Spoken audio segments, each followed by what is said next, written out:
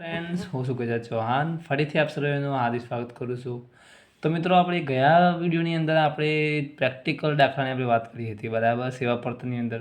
હવે આજે આપણે વાત કરીએ છીએ કે ગુજરાત યુનિવર્સિટી 2023માં પૂછાયેલો દાખલો, ઓકે, કે જે ગુજરાત યુનિવર્સિટી 2023માં જે દાખલો પૂછાયો તો આજે આપણે એની વાત કરવાના.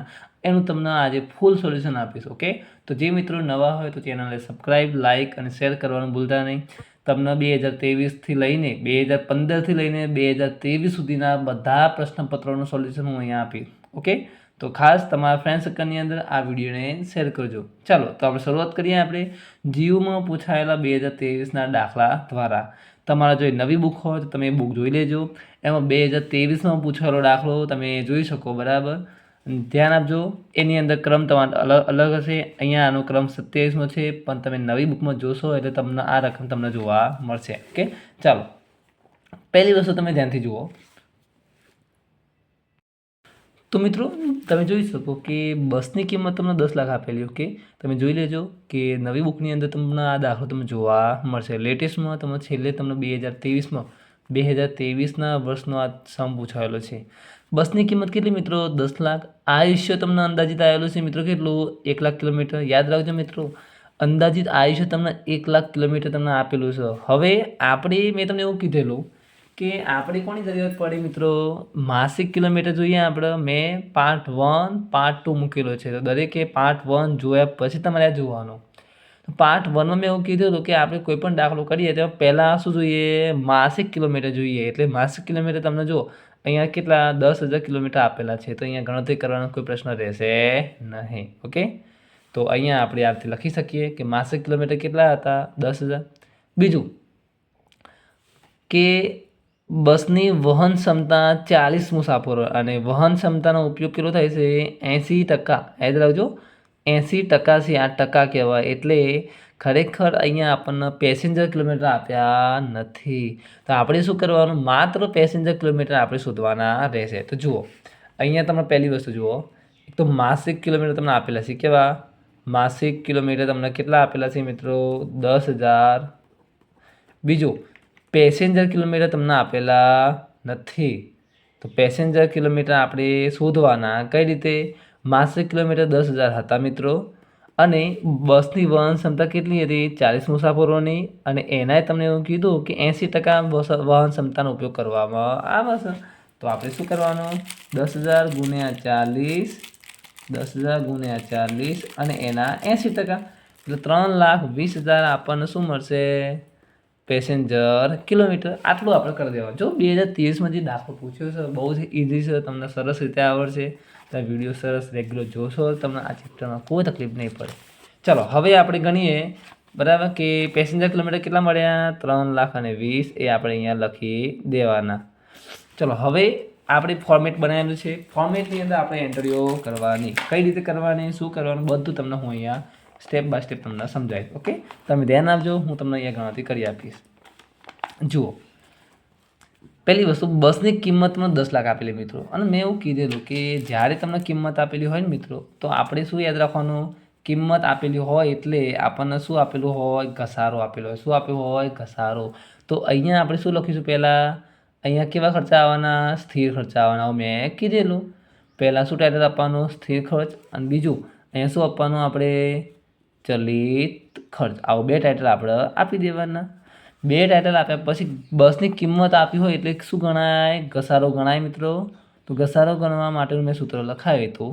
બસની કિંમત કેટલી છે મિત્રો? 10 લાખ. અને એની ભંગાર કિંમત તમે જુઓ કેટલી હતી? 2 લાખ. એટલે 10 લાખ અહીંયા લખવાના. એમાંથી ભંગાર કિંમત કેટલી? 2 લાખ. નીચે આયુષ્ય કેટલું છે?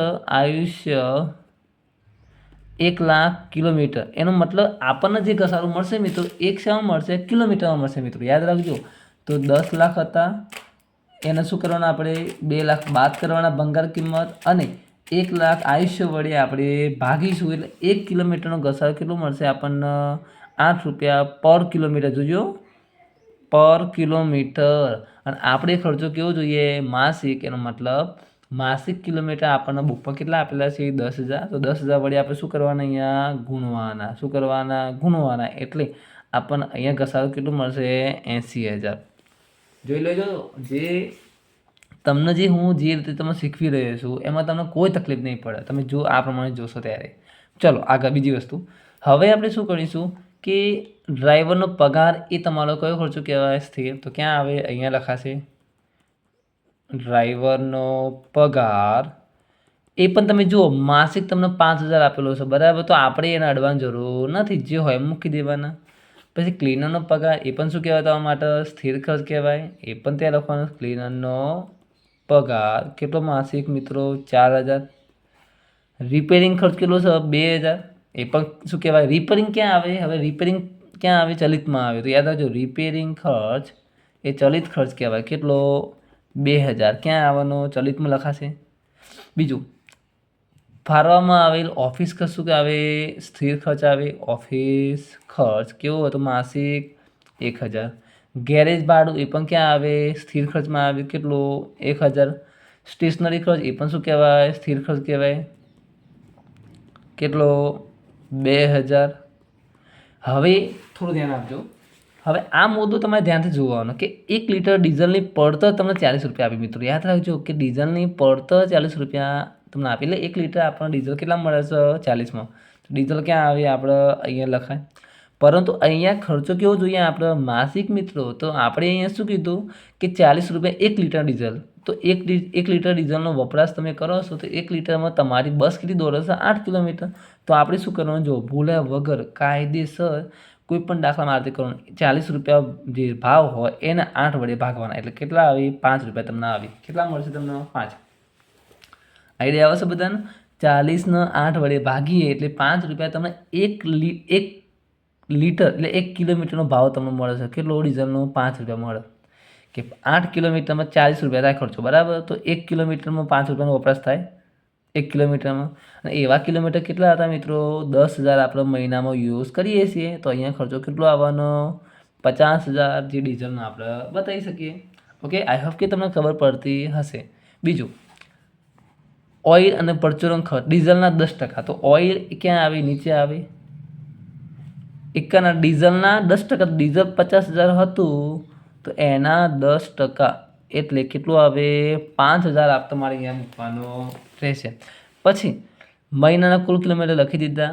બસની વહન ક્ષમતા આવી, બરાબર, ક્ષમતા બધું કમ્પ્લીટ થઈ ગયું. હવે આપણે શું કરવાનું? સ્થિર ખર્ચનો સરવાળો કરીશું. શું કરીશું આપણે? કુલ સ્થિર ખર્ચ. શું કરીશું? કુલ સ્થિર ખર્ચનો સરવાળો એટલે 5,000, પછી 4,000, 1,000, 1,000 અને 2. એટલે ટોટલ આપણને કેટલા મળશે? 13,000 રૂપિયા તમને અહીંયા મળશે. કેટલા મળશે? અહીંયા 13,000 રૂપિયા તમને શું મળશે? અહીંયા સ્થિર ખર્ચમાં. અને અહીંયા શું કરીશું આપણે?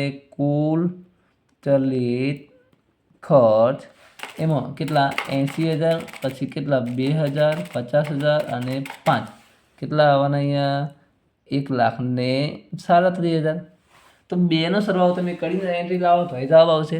તો આપણે શું કરીશું? આપણે જુઓ આ 13,000ને કેટલા? 320 વડે ભાગીશું. તો 13,000 ભાગ્યા 3,20,000 પેસેન્જર કિલોમીટર એટલે જવાબ કેટલો મળે? 0.04025. 137ને 320 વડે ભાગીશું. તો 320 વડે ભાગશું એટલે આપણને જવાબ મળે 0.428125.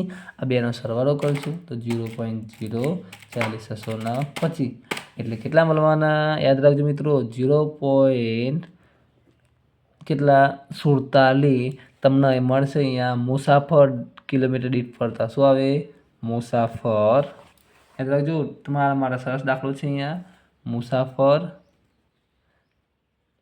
કિલોમીટર દીઠ પડતર. ઓકે, આઈ હોપ કે તમને આ દાખલો ગમ્યો હશે, તમને આ વિડીયો પણ ગમ્યો હશે.